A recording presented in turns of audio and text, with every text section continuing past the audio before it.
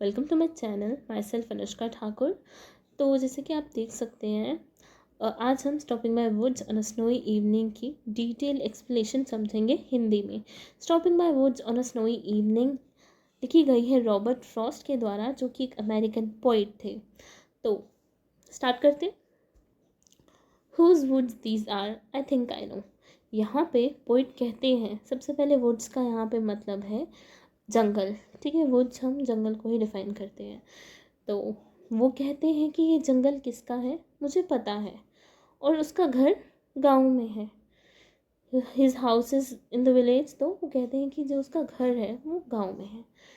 He will not see me stopping here. वो कहते हैं कि उसे नहीं पता चलेगा कि मैं यहाँ रुका हुआ हूँ।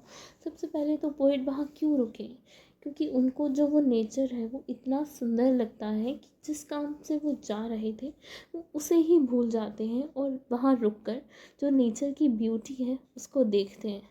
तो आगे बढ़ते हैं।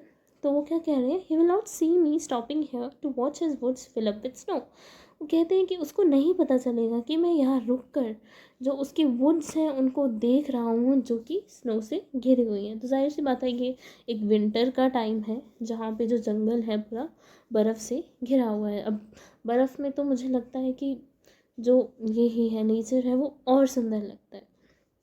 तो अगला stanza, my little horse must think it queer. यहाँ पे क्वीर का मतलब है अजीब। To stop without a farmhouse near. तो यहाँ से हमें पता चल रहा है कि जो पोइट है वो अकेले नहीं आए हैं, उनके साथ एक छोटा घोड़ा है। और फिर वो कहते हैं कि जो मेरा घोड़ा है वो भी सोच रहा होगा कि मास्टर अकेले यहाँ पे रुके क्यों हैं, ना तो पास में कोई फार्म हाउस है।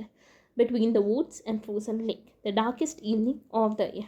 तो वो क्या कहते हैं कि मेरा घोड़ा सोच रहा है, उसको ये बात अजीब लग रही है कि हम यहाँ क्यों रुके हैं, और ऊपर से घने जंगल के बीच में साथ में एक फ्रोज़न लेक है, और जो ये रात है वो साल की सबसे लंबी रात है। तो आगे बढ़ते हैं नेक्स्ट आंसर पे। He gives his harness bells a shake to ask if there is some mistake. तो वो क्या कह रहे हैं कि जो उनका घोड़ा है वो अपनी बेल्स शेक करता है ये पूछने के लिए कि क्या कोई गलती तो नहीं हो गई है। The only other sounds the sweep of easy wind and downy flake। यहाँ पे स्वीप का मतलब सॉफ्ट मूवमेंट है। तो पोइट कहते हैं कि जो मुझे दूसरी, एक तो उसकी बेल्स की आवाज़ सुनाई दे रही है, और जो दूसरी आवाज़ें हैं वो किसकी है, जो एकदम सॉफ्ट मूवमेंट हो रही है ना विंड की, और जो बर्फ़ गिर रही है उसकी आवाज़ उनको सुनाई दे रही है। आगे बढ़ते हैं हम अपने लास्ट स्टैंजा की तरफ। The woods are lovely dark and deep but I have promises to keep. यहाँ पे पोइट कहते हैं कि जो ये जंगल है वो खूबसूरत और घना तो ज़रूर है, पर मेरे पास कुछ ऐसे मेरे पास कुछ ऐसे रिस्पॉन्सिबिलिटीज़ हैं, प्रोमिसेस हैं जो कि मुझे पूरे करने हैं। And miles to go before I sleep, and miles to go before I sleep. तो इन दो लाइन्स का मतलब ये है कि पोइट कह रहे हैं कि एक तो पहला मतलब ये आ जाएगी कि सोने से पहले मेरे जितने भी टास्क हैं, मेरी जितनी भी रिस्पॉन्सिबिलिटी है, मुझे वो पूरी करनी है। और अगर दूसरा मतलब देखा जाए तो वो ये कह रहे हैं कि मेरे मरने से पहले मेरी जितनी भी रिस्पॉन्सिबिलिटीज़ हैं, टास्क हैं जो कि मुझे मिले हैं, मैं मरने से पहले वो सारे पूरे करना चाहता हूँ, वो पूरे करूँगा। तो यहाँ पे हमारी पोएम ख़त्म हो जाती है। तो अगर थीम की बात की जाए तो देख सकते हैं हम यहाँ पे पोइट का सॉलिट्यूड दिखाया है, नेचर दिखाया है, लेकिन जो इसका मेजर थीम है वो यही दिखाया है कि जो इंसान है वो आज की लाइफ में इतना बिज़ी हो गया है कि उसके लिए अपने पर्सनल डिज़ायर्स के लिए ही टाइम नहीं है।